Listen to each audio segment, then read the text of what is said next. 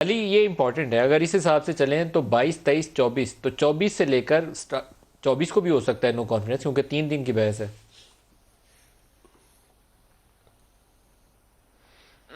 دیکھیں ملک صاحب، اس پہ آئین بڑا کلیئر ہے، اور یہ جو فرما رہے ہیں کہ بڑا کوئی سٹینڈ لیا تھا گیلانی صاحب نے،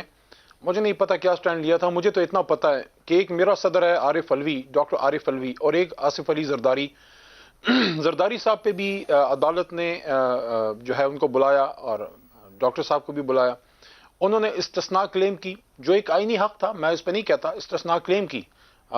زرداری صاحب نے، اور ادھر ڈاکٹر صاحب نے اپنا جو اسلام کے اصول ہیں، جو اخلاقی معیار ہیں، انہوں نے بالکل اس کو کلیم نہیں کیا، جا کے عدالت میں پیش ہوئے اور ان کی بریت بھی ہوگی، عدالت سے ان کو ریلیف ملا۔ یہی محترم گیلانی صاحب تھے جب وزیر اعظم تھے، جب سوئس بینکس میں پاکستانیوں کے، میرے آپ کے نہیں، نہ گیلانی صاحب کے، پاکستانیوں کے، مصطفیٰ نواز صاحب کے اور آپ کے اور انجینئر خرم دستگیر صاحب کے پیسے سوئس بینکس میں جو پڑے ہوئے تھے، جو کرپشن کے تھے، اس پہ صرف ایک خط لکھنا تھا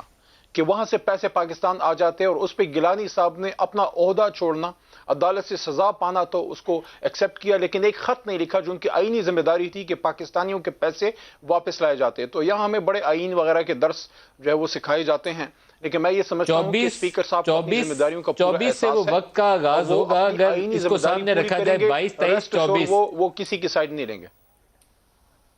3 سے 7 روز کا وقت جو ہے اس حساب سے پھر 24 سے نو کانفیڈنس کا وقت سٹارٹ ہوتا ہے، اور یہ کہتے ہیں کہ اگر آپ نہیں ٹیک اپ کریں گے تو یہ اس ایوان کے اندر دھرنا دے کے بیٹھیں رکھ لیں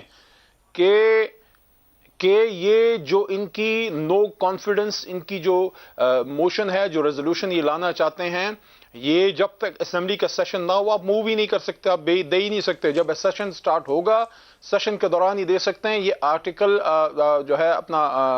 آئین پاکستان کا کنسرن آرٹیکل، یہ سارا یہ پڑھ لیں، اور 95 بھی پڑھ لیں، اور رول آف پروسیجر کا 37 بھی پڑھ لیں۔ اٹ از ویری کلیئر، اس دن یہ موو کریں گے اگر اسپیکر صاحب، اور اس کا تو سادہ سا جواب ہے، اگر آپ کے پاس عددی اکثریت ہے، آپ مطمئن ہیں، تو آپ کل اجلاس بلا لیں۔ اس کا مطلب ہے 22 کو جب اجلاس ہوگا تو آپ دوبارہ وہاں پہ نو کانفیڈنس سبمٹ کریں گے۔ ایک تو پہلے آپ سبمٹ کر چکے، یہ بھی تھوڑی زیادہ وغیرہ جو ہے کتابیں وغیرہ پڑھ لیا کریں، ایک غلطی دوبارہ نہ دہرایا کریں۔ ویسے آپ لوگ کتاب سے پتہ نہیں آپ کی کیا دشمنی آپ لوگوں کی، وہ ہم موو کر چکے ہیں۔ ہمارے رولز یہ کہتے ہیں کہ جب نوٹس ریسیو ہو جائے، اور قومی اسمبلی نے کنفرم کر دیا ہے کہ وہ نوٹس بالکل ٹھیک ہے، تمام دستخط درست ہیں، تو لہذا وہ نوٹس قانون کے مطابق ہے، تو اسپیکر کا فرض ہے، اور میں ایگزیکٹ ورڈ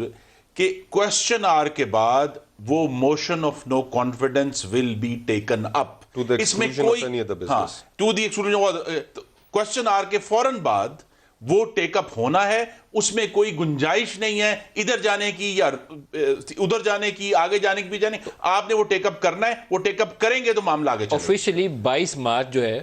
وہ ڈی ڈے ہے، پھر سٹارٹ اس سے ہوگا، اور منیمم 3 ڈیز بحث تو ہونی ہے، جی منیمم 3 تو ڈیز، میکسیمم 7 ڈیز۔